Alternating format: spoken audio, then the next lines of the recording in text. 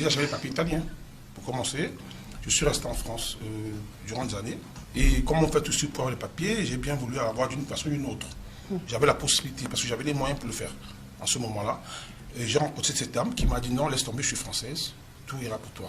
Je l'ai cru et pourtant c'était un piège. Ça, c'est la dame que vous épousez. Tout à fait. Et c'était un piège, parce que c'était devenu une seule chantage. Et que entre 2015 jusqu'en 2022, ça n'a qu'à été ça. C'est-à-dire que vous acceptez finalement qu'on vole en juste noces avec cette dame et vous vivez sous un chantage quotidien, c'est ça? Quotidien depuis 2015, parce que je suis parti. Quand des gens disent qu'on a gâté mariage, je dis non. Attends, on va aller pas à pas. Alors, la dame, elle te dit, parce que quand tu arrives, tu n'as pas de papier. Et la dame, j'ai des papiers italiens. Voilà, italiens. Ouais. Alors, elle te dit, pour avoir tes papiers français, ne t'inquiète pas, je suis française. Justement. Donc, moi, ma première question, justement, tu épouses cette dame pour les papiers, c'est ça? Non, je n'ai jamais épousé pour les papiers au départ. Il va falloir qu'on soit clair là-dessus. Parce que si j'avais épousé pour les papiers, je n'aurais pas acheté une voiture.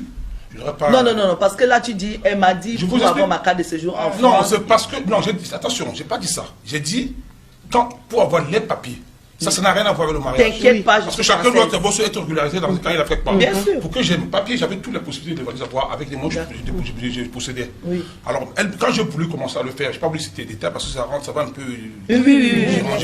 J'étais prêt et j'avais des moyens pour ça. D'accord. On est d'accord. Mais Elle me rassure. Elle me dit non, laisse tomber ce que tu veux faire. C'est pas la peine. Parce que moi, je te les donne. C'était sa phrase. Ok.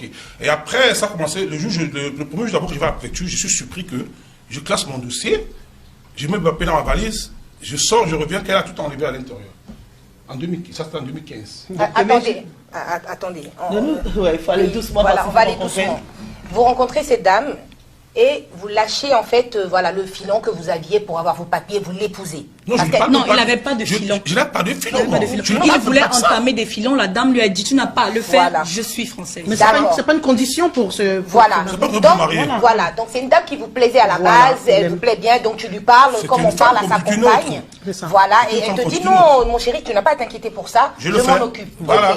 Maintenant, pour déposer les dossiers, on sait tous qu'il faut aller à la préfecture, bien sûr. Tout à fait. Vous préparez vos dossiers, vous les mettez dans un attaché, tout à fait. Voilà, dans votre chemise. Ouais. Vous arrivez là-bas et la dame, au préalable, a enlevé les dossiers. Non, je ne suis pas arrivé en préfecture. D'accord. C'est depuis la maison. Je vous avais un rendez-vous sur une date. Et quand vous déposez vous cassez vos documents, les originaux et les photocopies. Voilà. Vous les laissez, vous les mettez prêts. Je suis sorti pour aller m'amuser, je reviens qu'elle a enlevé les trucs, le contrat de bail, tout ce qui la concerne dans le papier. Moi, je suis pas au courant, j'arrive à la préfecture, ça, je me rends compte. Ah, ok.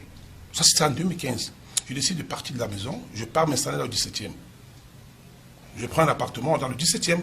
Et vous en avez parlé avec elle vous êtes sûr que c'est elle qui a quand même... Puisqu'elle revient, quand je sors de la maison pour l'empêcher, on se croise aux escaliers. Elle me dit, tu as besoin de quelque chose? J'ai dit non, parce que je n'ai pas encore ouvert ma chemise. Je me rends compte quand j'arrive à Petit sur le comptoir en train de placer mon dossier qu'il y avait des trucs qu'on avait subtilisés dans le dossier. Alors quand je perds ce premier rendez-vous, on reçoit à m'obtenir un autre rendez-vous, je reviens à la maison, ça pose un problème. Mais M. Tam, vous dites qu'elle est française. Dans ces documents, on avait besoin de ces papiers français. Justement. Mais c'est ça qu'elle a Vous vous rendez compte que vous ne les avez pas? Étant au comptoir. Ah, ok, d'accord. Elle a enlevé ce qui la concernait personnellement. Elle les enlève. Monsieur Tam, moi j'ai une question ici, vraiment. Quand vous rencontrez cette dame-là, vous vous mettez avec elle. Oui. D'accord. C'était quoi votre... Est-ce que vous vous êtes mis avec elle par amour ou c'est parce qu'elle vous a rassuré qu'elle peut vous donner cette carte de séjour française? Non. J'ai dit au départ, je ne savais pas qu'elle était française pour commencer. C'est elle qui me le dit. Vous l'avez pris comme toutes les autres femmes. Si vous voulez témoigner, vous le direz. Elle vous le dira. Je l'ai rencontrée, je ne savais pas qu'elle était française. Je ne fais pas ça pour demander pour savoir ce qu'elle est ou sur les pas français. Vous la connaissez depuis l'Afrique ou c'était ici? Je l'ai connue au Cameroun, elle travaillait au cinéma Le Bourri. Donc c'est une ancienne relation? Une ancienne relation que j'ai retrouvée, si vous voulez dire un mot. C'est un peu ça. Donc, ce n'est pas une Européenne née. Non, elle est née au Cameroun. Elle est arrivée ici, bien après. Bon, je l'ai laissée au Cameroun. Je n'ai pas le Cameroun avant elle. Je l'ai laissée au Cameroun, je la retrouve ici. D'accord. C'est-à-dire qu'elle est bien au courant de tout ce qui est papier. Tout à fait. Et donc, c'est elle me dit, non, écoute, laisse tomber, elle me rassure. Donc, je disais tantôt qu'en 2015, elle fait savoir la probité. Je pars de la maison. D'accord. Je pars de la maison, je me installe au 17e. Monsieur Tam, il y a une partie blanche qui me dérange un peu. Comment une femme que vous rencontrez, qui vous dit qu'elle vous aime et qui décide même de pouvoir vous aider par rapport au papier, et d'un coup, vous devez aller à la préfecture, elle sort les... Qu'est-ce qui... Il y a pas Qu'est-ce qui s'est passé entre, qu'est-ce qui s'est passé entre le moment, voilà, rassurer que, voilà, que tout va bien se passer, au temps où elle sort les papiers, ces papiers. En fait, moi, si je rentre dans tous les détails, je pense que c'était d'abord un mariage conditionné. Ah. C'est la question je vous explique, parce que il y a eu trop de gens autour dans ce mariage. Okay. Parce que vous ne dormez pas la nuit, c'est des coups de fil par là, c'est elle, il sort avec elle, il a coûté, il a fait quoi. Ah, vous l'avez trompé? Je n'ai pas trompé. Parce que quand on est trompé, il faut avoir les preuves, c'est qu'on avance. Ça, c'est d'abord la première chose. Mais elle a pensé que vous l'avez trompé. Elle n'a même pas pensé. Le père de son enfant qui l'appelle, pour l'appeler pour lui dire qu'il aurait appris, elle en a 3.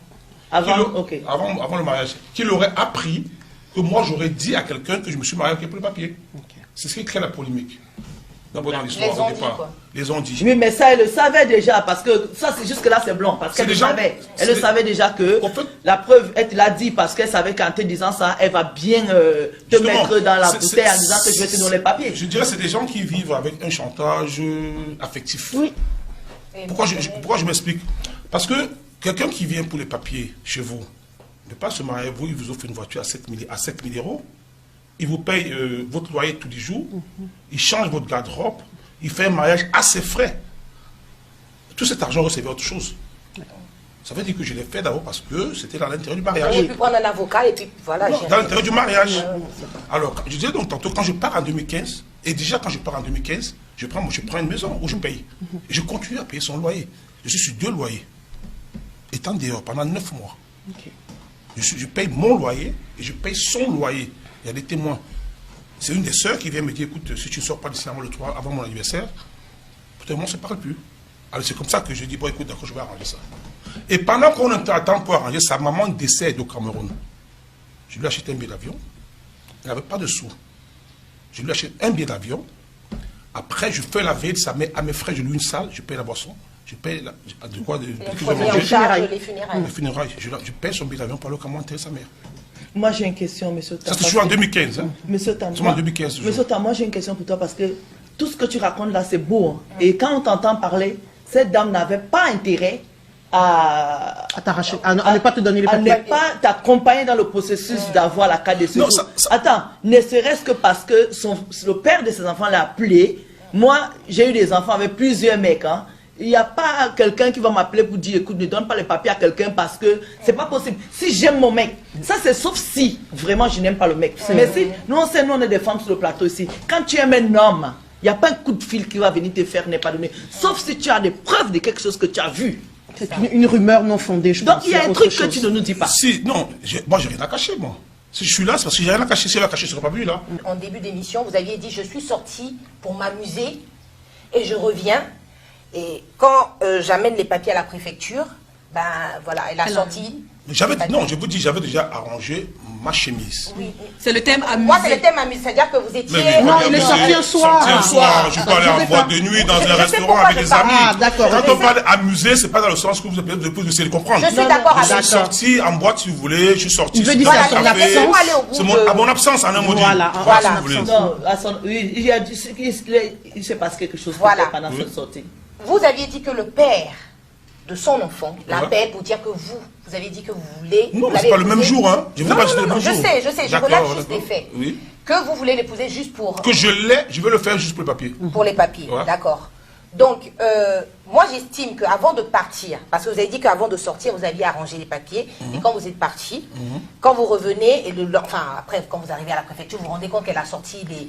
Est-ce que quand vous étiez ensemble, il n'y avait pas un souci de vous sortez trop? Vous n'avez pas eu cette discussion-là de vous la tromper, vous sortez trop? Parce que quand il y a des on-dit dans un couple, ça part de là. Hein, et la femme, elle encaisse beaucoup. Je suis d'accord avec vous, oui. Voilà. Parce que c'est assez surprenant. Je pense aussi que vous étiez à la maison, elle n'aurait pas sorti les papiers parce que vous étiez là, vous seriez là de toute façon. Mais le fait qu'elle le fasse derrière vous, sans que, parce que quand vous parlez, vous ne nous dites pas qu'il y a eu une discussion, une dispute concrète. Juste un coup de fil, quoi. Juste un coup de fil, et sur ce coup de fil, elle sort Est-ce que vous sortiez pas, parce que vous avez dit, vous êtes là pour nous dire la vérité. Hein. Quand vous étiez avec elle, pas un jugement, mais je dirais ce qui est vérité pour moi. Voilà. Quand vous étiez avec elle, est-ce que vous étiez un couple, voilà, en symbiose? Quand vous sortez, vous allez avec elle. Il n'y avait pas de zone d'ombre dans votre vie, parce qu'on connaît un peu les hommes aussi, hein, comme on le dit, on est des femmes. Ce n'est pas tout qu'on peut dire clairement, mais on voit des comportements des fois qui peuvent nous blesser et qui peuvent nous faire penser à des choses. Est-ce que vous n'avez pas eu ce genre de problème? Bon, ben en fait, déjà, l'histoire de l'eau existait déjà. Parce que déjà, pendant que j'étais avec elle, l'histoire de l'eau existait déjà. Elle existait déjà. Très bien. Et elle le savait, et elle savait que j'étais sorti avec elle. Étant donné que le père, son enfant, c'est l'ami du mari de Lolo Fodia. Donc quand Lolo disparaissait de la maison, c'est lui qui informait le père de l'enfant, qui informait elle, la femme. Mais Lolo, c'est et pas forcément avec moi. Elle pouvait être n'importe où. Mais elle était au courant quand Lolo sortait et peut-être par coïncidence, toi aussi, tu n'étais pas à la maison. Mais voilà, justement. Et moi, j'étais toujours dans les endroits où j'étais visible. En un maudit. Où j'étais visible, parce que je ne me cachais pas. Et déjà, quand vous dites, par exemple, que si j'étais resté à la maison, on n'aurait pas de papier. Non, je ne suis pas un prisonnier, moi. Moi, je gagne ma vie. Moi, j'attends rien d'une femme pour dire que je vais rester à la maison comme un prisonnier. C'est moi qui paye le loyer chez moi. C'est moi qui remplis le congélateur. Donc, je n'ai pas resté chez moi.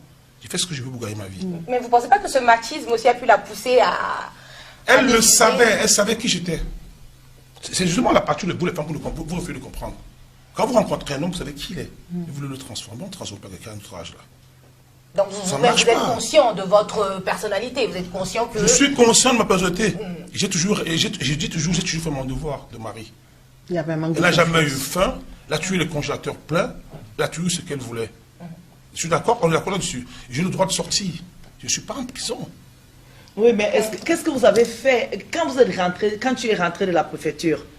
Est-ce que tu as appelé ta femme pour dire, tiens, je sors de la préfecture, je ne comprends pas, avant-hier, ma chemise était complète et j'arrive devant, à la préfecture, je vois qu'il me manque les papiers. Qu'est-ce qui s'est passé entre hier matin et ce matin? Je le lui ai dit. Et qu'est-ce que vous savez bien que je vais lui dire, je le lui ai dit. Et qu'est-ce que je t'ai déjà enlevé parce que je savais que je devais être là quand tu devais aller à la préfecture. Tu savais quelle heure tu m'attendais. Parce qu'on s'est croisés au départ, qu'on s'est croisés aux escaliers. Je ne l'ai même pas je suis passé. Elle était au boulot? Elle était au boulot. Mais pourquoi tu la dépasses alors que tu sais que tu as besoin de ça? Non, mais je ne savais pas que c'est comme ça qu'on ne se comprend pas. Non, j'avais rangé ma chemise. Oui. Je n'ai pas revenu à la fouiller. Je n'ai pas vérifié. Je suis chez moi. Je peux considérer que je suis chez moi. Quand je pose quelque chose quelque part, je dois trouver ça à l'endroit. On est d'accord? Même si vous touchez, même si vous vérifiez, vous remettez à l'endroit. C'est par rapport à la réponse qu'elle vous donne que je devais être là quand tu devais aller à la préfecture. Elle savait que j'avais rendez-vous à telle heure. Et elle savait être là avant. Et justement, c'est pour ça qu'elle sortait. Moi, je ne peux pas lui poser la question parce que je sais que ma chemise, elle est complète. Et déjà, le problème, c'est que le fait de chemise, allons jusqu'à la préfecture. Même quand je dépose le dossier, étant marié. Elle doit être avec vous. Non, mais que ses papiers sont là. Elle est mariée, je suis marié français, je dépose le dossier. Vous savez ce qu'on me dit? Vous devez rentrer au Cameroun pour un visa.